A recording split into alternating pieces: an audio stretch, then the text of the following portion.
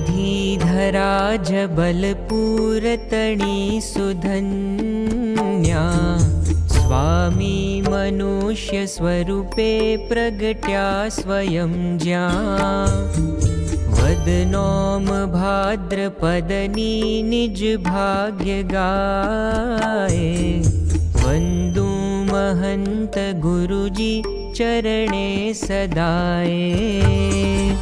शास्त्रीजीए हृदयथी आशीष आप्या केशव सुनाम दईने शुभ भावी भाख्या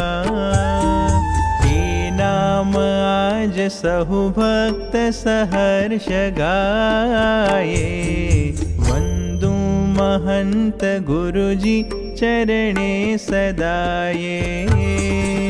विद्या कला निपुणता अति तीव्र मेधा सद्गुण दिव्य बहुशैशव काल दीठा माता पिता सुहृद शिक्षक सौचहाये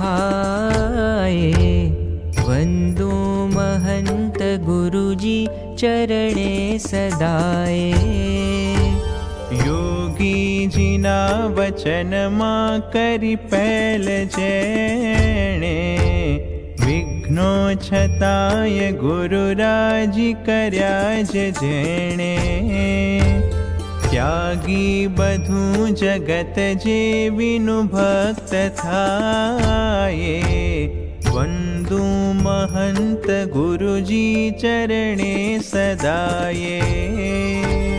चेष्टा चरित्र गुरुना अति दिव्य भाळे सेवा कथा तप करी अनुवृत्ति पाळे दीक्षालयी गढ़पुरे भगवे सुहाये वंदू महंत गुरुजी चरणे सदाए।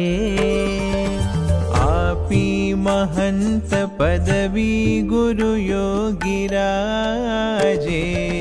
सौ संत भक्त जननी सुख शांति काजे मुंबापुरी मही रह्या वर्षो घणाए वंदू महंत गुरुजी चरणे सदाये। सत्संग काज विचर्या बहु देश देशे पारायणो शिबिर आदि कर्या विशेषे भीड़ो छताय लखता पत्रो घणाए वंदू महंत गुरुजी चरणे सदाए।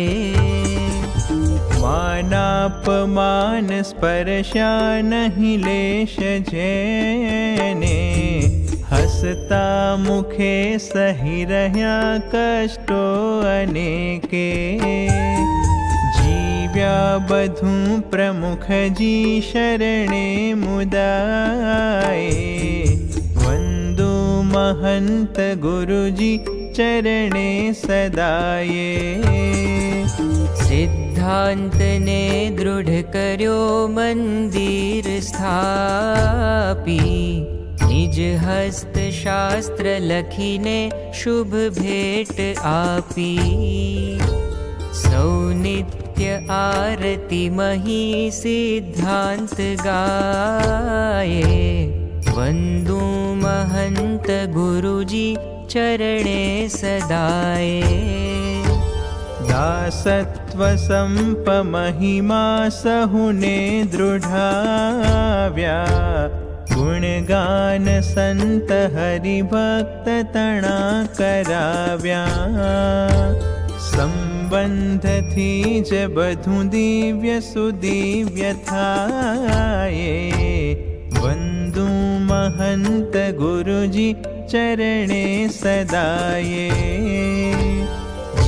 नाथ की विचरता भगवान आजे लाखों मुमुक्षु जीवना कल्याण काजे प्रत्यक्ष नित्य निरखी सहु धन्य थाये वंदु महंत गुरुजी चरणे सदाए मस्तक धरी चरण माय प्रभुजी आगे लाखो तड़ा हृदय ए वरदान मागे सुस्वास्थ्य साथ गुरुदेव शतायु थाये वंदु महंत गुरुजी चरणे सदाये वंदु महंत गुरुजी